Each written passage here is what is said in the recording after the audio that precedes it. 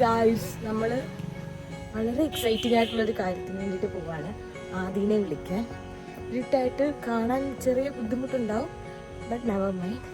അങ്ങനെ ഒരു വർഷത്തിന് ശേഷം നമ്മുടെ ആദ്യ നാട്ടിലേക്ക് എത്തുകയാണ്.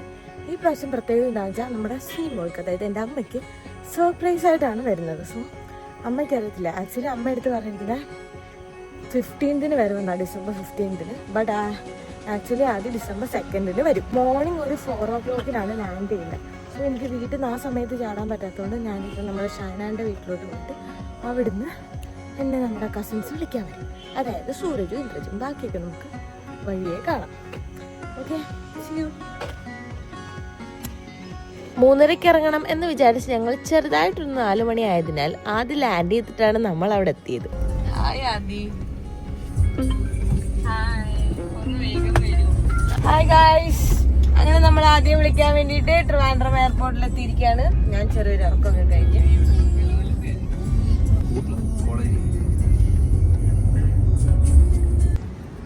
ആദ്യം ആക്ച്വലി എത്തിയിട്ട് കുറച്ച് സമയമായി ഗായ്സ്.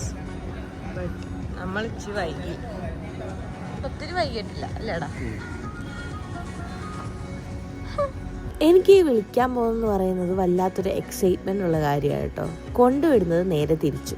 എല്ലാവർക്കും അങ്ങനെയൊക്കെ തന്നെ ആയിരിക്കും. ആൻഡ് ഇത്തവണ അമ്മയ്ക്ക് സർപ്രൈസും കൂടെ കൊടുക്കായതുകൊണ്ട് കുറച്ചും കൂടെ എക്സൈറ്റ്മെന്റ് കൂടില്ല. എന്താവും എന്നൊക്കെ അറിയാനായിട്ടുള്ളൊരു ത്വര.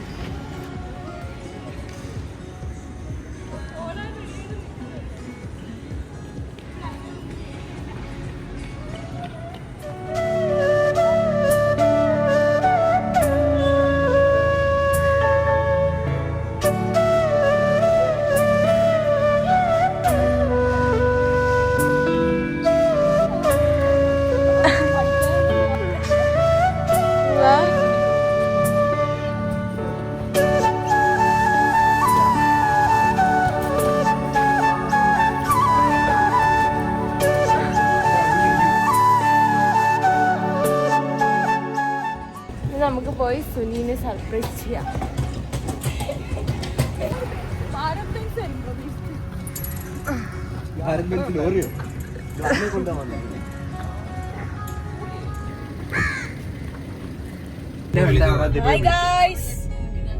Mission successful. ഇനി ബാക്കി നമുക്ക് വീട്ടിൽ പോയി സുനീനോട് പറഞ്ഞു ഇനി 13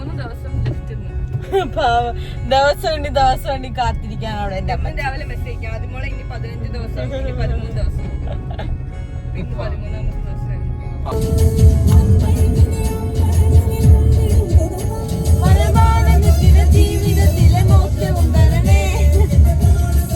ഹായ് ഗൈസ്, നമ്മൾ വീട്ടിലെത്തിയിരിക്കുകയാണ്. അപ്പം അവരവിടെ കാറിലിരിക്കട്ടെ, ഞാൻ പോയി അമ്മ എന്താ ചെയ്യുന്നതെന്നൊക്കെ നോക്കി.